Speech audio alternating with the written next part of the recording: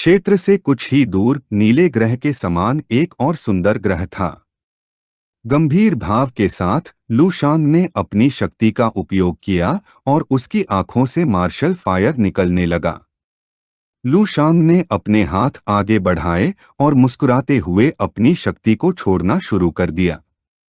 उसकी आध्यात्मिक शक्ति 11वें स्तर पर थी, हालांकि उसे नहीं पता था कि उसका तारकीय मार्शल शरीर किस स्तर के बराबर है। लू शांग ने अपना हाथ अपनी छाती के ऊपर रखा और उसकी आंखें गंभीरता से चौड़ी हो गईं।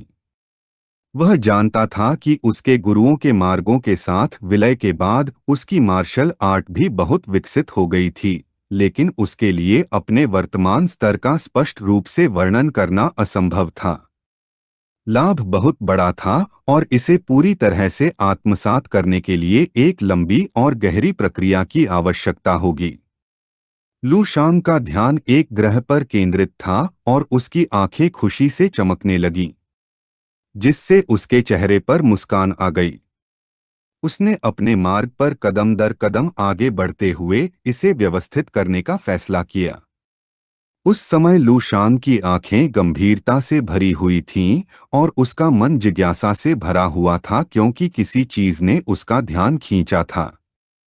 कुछ ही देर बाद उसकी आंखें फिर से खुशी से चमकने लगीं और एक और बाहरी व्यक्ति को अपनी ओर आते देखकर उसके चेहरे पर मुस्कान फैल गई।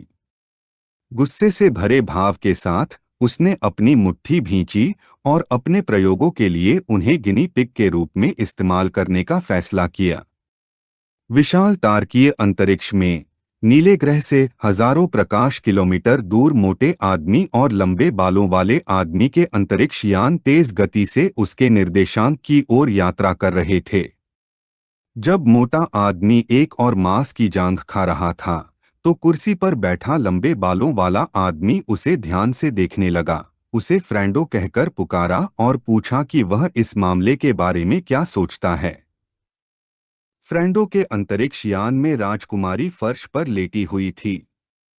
उसके फटे हुए कपड़े के साथ मोटा आदमी पहले ही उसके साथ काफी समय बिता चुका था। उसने अपनी मांसल जांघ का एक निवाला खाया और शांत दृष्टि से कहा कि सीधे उस जगह जाने के अलावा कोई विकल्प नहीं था जहां इजी का निशान खो गया था। उसने अनुमान लगाया कि शायद वह स्टार पुलिस के गश्ती दल में भाग गया था और शायद उन्होंने उसे पहले ही मार दिया था। लंबे बालों वाला आदमी मुस्कुराए बिना नहीं रह सका और उसकी आंखें द्वेष से चमकने लगीं। उसके अनुसार अगर इजी मर जाता तो अच्छा होता, क्योंकि इस तरह उन्हें लूट का माल उसके साथ साझा नहीं करना पड़ता। फ्रेंडो ने सिस्टम विंडो का निरीक्षण करना शुरू किया और मुस्कुराए बिना नहीं रह सका, यह समझाते हुए कि किसी भी मामले में उन्हें जाकर देखना चाहिए और स्थिति की रिपोर्ट बॉस को देनी चाहिए, जिससे प्रस्थान का आदेश मिल सके। अंतरिक्ष यान ने अंतरिक्ष कूद को सक्रिय किया और उस आकाशगंगा के लिए मार्ग निर्धारित किया जहां लुशेंग का नीला ग्रह स्थित था। कई मिनट बाद जहाज नीले ग्रह पर पहुंच गए। एक हर्षित नजर के साथ लंबे बालों वाले आदमी ने जहाज का बटन दबाया और एक मुस्कान के साथ उल्लेख किया कि यह नीला ग्रह वास्तव में सुंदर था और पहले ऊर्जा स्कैन को सक्रिय करने का फैसला किया। अंतरिक्ष यान ने नीले ग्रह को स्कैन करना शुरू कर दिया। आदमी ने ध्यान से देखना शुरू किया और सिस्टम ने बताया कि उसने 9 और उससे ऊपर के स्तर के ऊर्जा स्रोत का पता लगाया है। फ्रेंडो ने अपना हाथ अपनी ठोड़ी के नीचे रखा और भ्रमित नजर से कहा कि यह अजीब था। लंबे बालों वाले आदमी का ध्यान सिस्टम विंडो पर था और उसका मन जिज्ञासा से भरा हुआ था। उसे नहीं पता था कि क्या हो रहा था। फ्रेंडो का चेहरा पसीने से भर गया और उसकी आंखें डर से चौड़ी हो गईं, क्योंकि वह जानता था कि इजी का जहाज स्पष्ट रूप से ग्रह पर था, लेकिन स्कैन ने 10 या उससे अधिक स्तर का कोई ऊर्जा स्रोत नहीं दिखाया।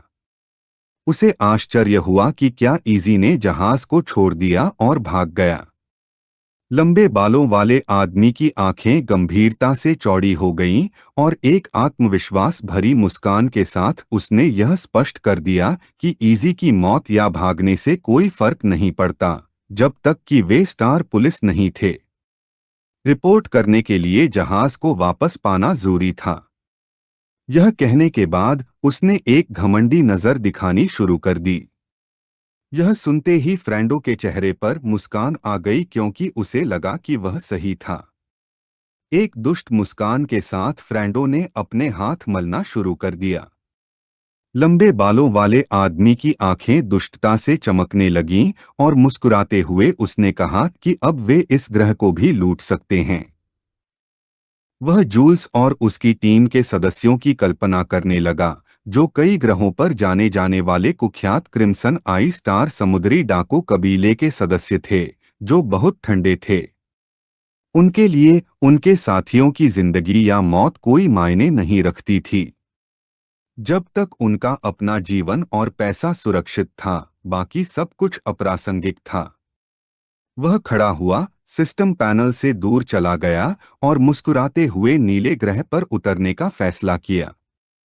तभी जहाज के सिस्टम ने एक अधिसूचना जारी की। यह सुनते ही उसका ध्यान उस पर केंद्रित हो गया और उसकी आंखें जिज्ञासा से चौड़ी हो गईं। एक बार जब वह मुड़ा, तो सिस्टम ने नीले ग्रह को स्कैन करना शुरू कर दिया और पता चला कि एक नया ऊर्जा स्रोत का पता चला था। प्रारंभिक स्कैन का परिणाम गलत था, इसलिए एक नया स्कैन किया जा रहा था। उसकी आंखें भ्रम से भर गईं, क्योंकि उसे नहीं पता था कि क्या हो रहा है। थोड़ी देर बाद सिस्टम ने खुलासा किया कि स्तर 10 या उससे अधिक का ऊर्जा स्रोत पता चला था। सिस्टम ने फिर से स्कैन करना शुरू किया और पता चला कि एक शक्ति 1110 या उससे अधिक का स्रोत पता लगाया गया था। कुछ ही समय बाद सिस्टम ने बताया कि स्कैन का परिणाम गलत था, इसलिए एक नया स्कैन किया जा रहा था। सिस्टम पागल होने लगा। उसने अपने हाथ पैनल पर रखे और भ्रमित नजर से सोचने लगा कि सिस्टम क्यों विफल हो रहा था। वह पलटा और एक गंभीर भाव के साथ फ्रेंडो को सूचित किया कि उसके रडार ने एक स्तर 10 योद्धा का पता लगाया है। यह सुनकर फ्रेंडो भ्रमित हो गया क्योंकि उसके सिस्टम ने कुछ भी नहीं पकड़ा था।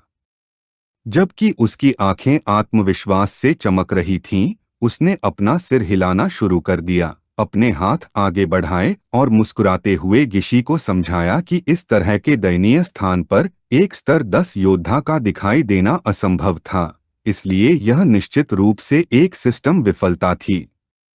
तभी फ्रेंडो की आंखें जिज्ञासा और भ्रम से भर गईं क्योंकि कुछ ने उसका ध्यान आकर्षित किया। नीले ग्रह के पीछे एक शक्तिशाली मार्शल ऊर्जा उभरने लगी। कुछ ही समय बाद नीले ग्रह के पीछे एक सूर्य के आकार का एक विशाल तारा दिखाई दिया।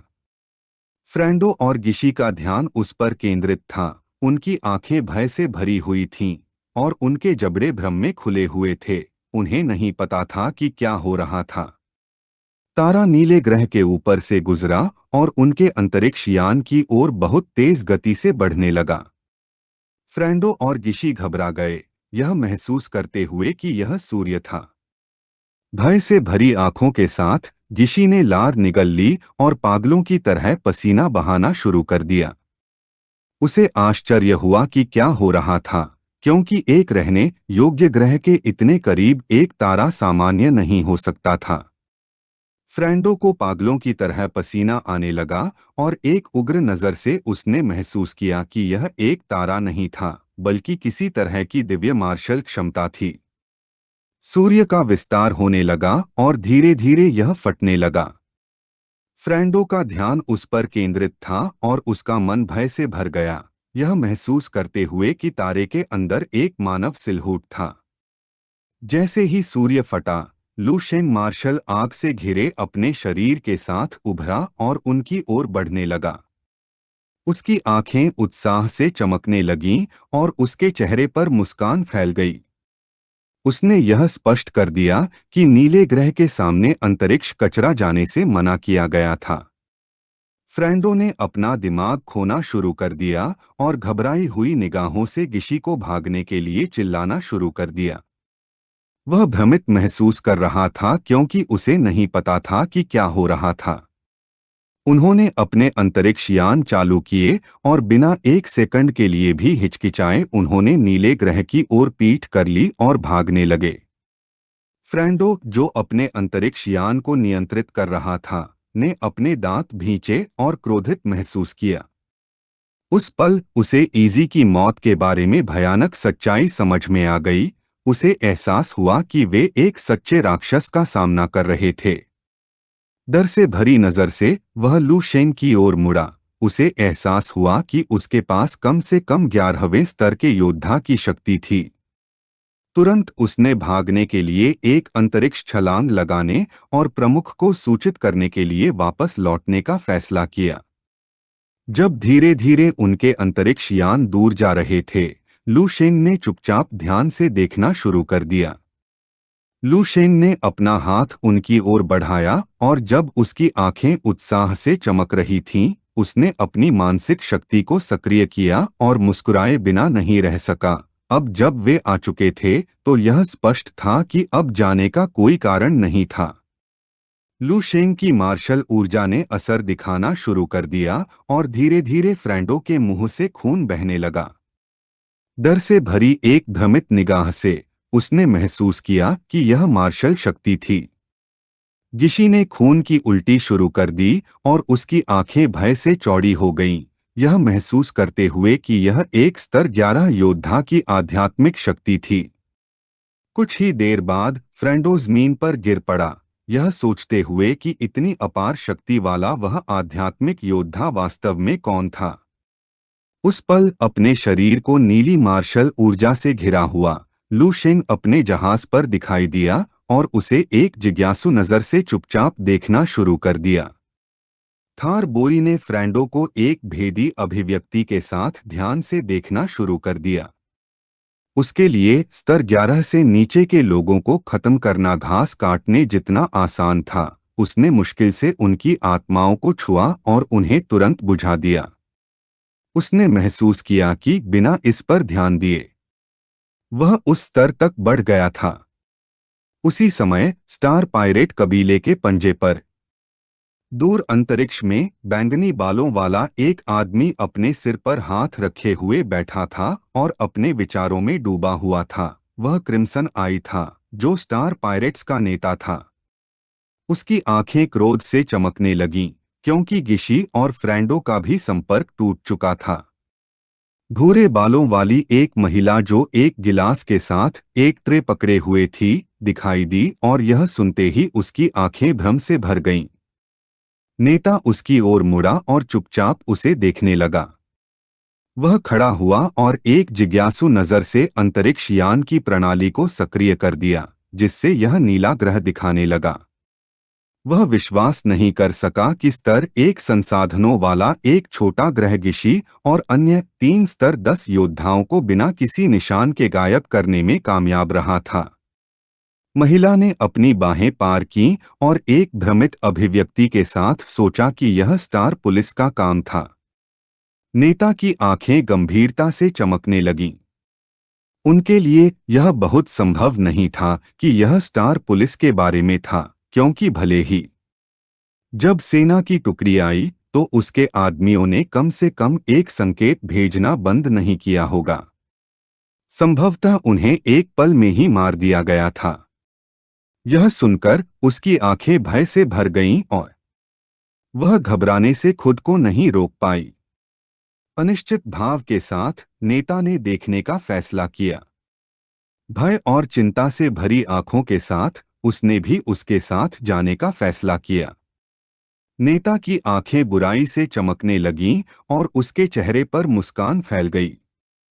वह शांत महसूस कर रहा था, क्योंकि उसे विश्वास था कि उसके पास एक इक्का है। अपनी आस्तीन में भले ही अपने चरम पर एक स्तर 11 योद्धा उसे पकड़ने के लिए आए, उसे भरोसा था कि वह बिना किसी चोट के बाहर आने की ताकत रखता है। उन्होंने बिना किसी कारण के 3 लोगों को खो दिया था। ऐसा कुछ जो पहले कभी नहीं हुआ था, इसलिए उसे पता लगाना था कि क्या हुआ था। यह वीडियो का अंत है।